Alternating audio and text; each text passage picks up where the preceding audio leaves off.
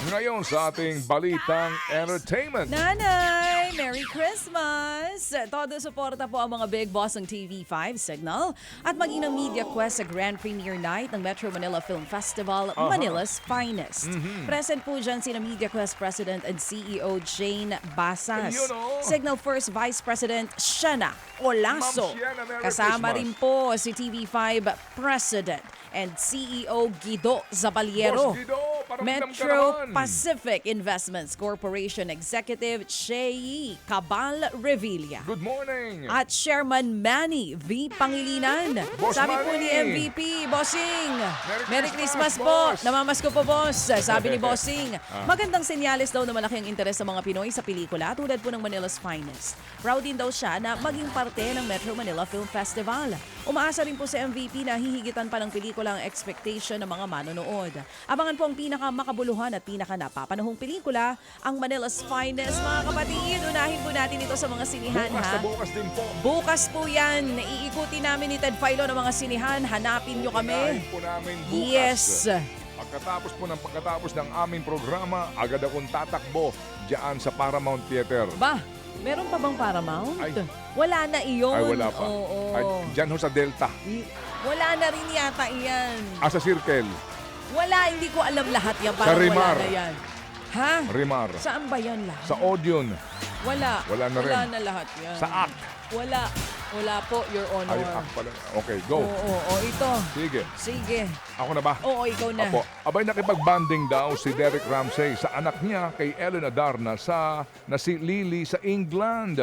Sa kanya pong Instagram, ibinahagi po ni Derek ang mga kuha ng kanila pong pamamasyal ni Lily sa Burton-on-the-Water. Noong pong Nobyembre lamang kinumpirma ni Ellen na ilang buwan na ho silang hiwalay ni Derek. Balik serye ho naman soon si Derek para sa The Kingdom.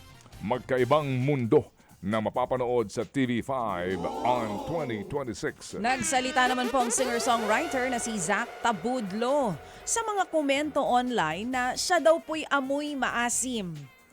Nag-ugat nga po ang intriga sa performance ni Zach sa isang universidad sa Maynila.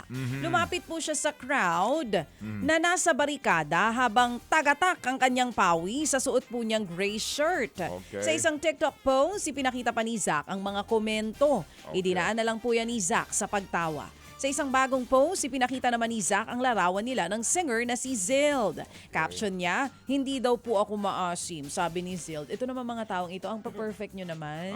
Siyempre mainit, tapos paikot-ikot siya, ang daming tao. Minsan di natin maiiwasang umasim. Kung ganon. totoo man ha, alam nyo, ba't perfect kayo, never kayo naging maasim? Sabi nga ni Zach Tabudlo, let's Okay. all be kind. Oo naman, oo mga kapatid. Sigurado hindi na mauulit yan. Itotodo na ni Zach Tabudlo ang kanyang Chicharo na lang ang kulang. Ha? ang kanyang perfume. Samantala po naman. Uy, in fairness dito naman sa aking partner, ikaw never ka umasim. In fairness to you talaga. So, ibig Oo. sabihin may asim pa ako. Oo naman, may asim ka Iba yung talaga. asim sa may asim pa. Oo. Di ba? Minsan di may iwasan yan eh. Oh, tatatakot na tuloy ako. Baka mamaya nang minsan namimisikleta ako, may lumapit sa akin na amoy din ako maasim. So far, baka hindi naman. Thank you Okay. naman po. Hindi ka naman pwede maging maasim. Bakit? Masebo pwede pa. Alam mo, Ted Filon, mas gusto ko na yun ha. Yung Na gano'n na masebo. i-comment. Uy, nung nakita ko si Chacha, masebo ha. Okay. Pero hindi maasim. Ayan. Oo. Pero Okay. guys, ang perfect ha. Okay, Normal ang lang yun sa perfect. tao minsan na pinagpapawisan. Okay. Oo, di ba? Oh, sige. Oo. Anyway. Sarilinin nyo na lang minsan yung komento nyo kayo Sorry. talaga. Oo, kasi... Oo. Ikaw ba? Ah? Pagka may ganyang kahalimbawa, Anong di ba saan? sinasarili mo rin naman? Nung alin? Kung may naaamoy kahalimbawa. Na ano, ako marami ako naaamoy. Iba yung naaamoy mo eh. Iba yung naaamoy mo. May mga naaamoy ako ditong mga conspiracy theory, Ay, ha? iba yun. Ah. Iba yun. Okay. Oo. May malakas sa pang-amoy natin doon. Oo, sige. Pero ikaw talaga amoy melon. Thank you. Melon amoy. Oo. Okay. Hindi ako mangangasim. Alaga mo ako sa pabango eh. Ay, oo na. Oo naman. Di ba? Nagustuhan mo ba? Pwede ko ba gamitin? Mangangasim ba ako pag ako naligo tapos nagpabango lang? Ha? Kung di maliligo tapos pabango lang? Depende. Oo, sige. Saan parte? Pareho po namang magre-rain. So siguro sa wikang Filipino, Oh, Magre-rain. magre-rain. Oo. Magre-rain. Oo. Sa isang term, sina Miss Cosmo, ano ba ang magre-rain sa Pilipino? Uulan.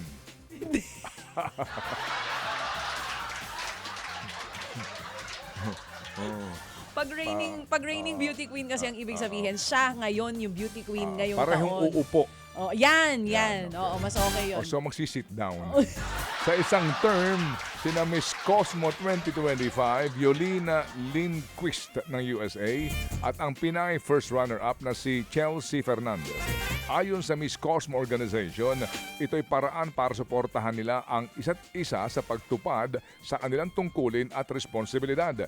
Pinaliwanag din po ng Miss Cosmo na halos dikit ang scores nila sa debate segment.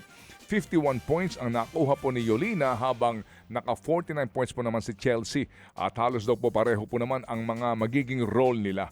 Malugod po naman yan na tinatanggap ni Yolina at ni Chelsea. Sa katunayan, jam-pack na ang schedule ng dalawa tulad po ng ilang TV interviews at mga photoshoots. Samantala, malungkot na balita naman po mga kapatid, pumanaw na po ang komedyanteng si Douglas Arthur Supnet na mas kilala bilang si Kuhol. 66 years old na po ang komedyante. Inanunsyo ng kapatid ng komedyante ang malungkot na balita. Nakaburol na po siya sa Ascension of Our Lord Parish sa Quezon City. Hanggang sa December 26 po yan mga kapatid. Kilala po si Kuhol sa mga sidekick role niya sa pelikula at telebisyon noong 90s at 2000. Kabilang po dyan ang One Tamad at Mr. Shuli, Mongolian Barbecue, One and Ted Wanted at Walang Iwanan, Pexman. Mga kapatid, brothers and sisters, saan ka pa? Dito na tayo sa totoo. Dito na tayo sa True FM. Mga kapatid, mag-subscribe and follow po kayo sa social media accounts ng True Network PH. Yan po kami, hanapin nyo lang True Network PH, Facebook, Instagram, YouTube, TikTok, and podcast. Mapa Apple or Spotify man yan, mahahanap nyo kami. Lahat ng mga napapanood at napapakinggan nyo po sa programa, nasa social media accounts namin yan. So paano mga kapatid? See you sa social media! Dito tayo sa totoo, tunay at tapat.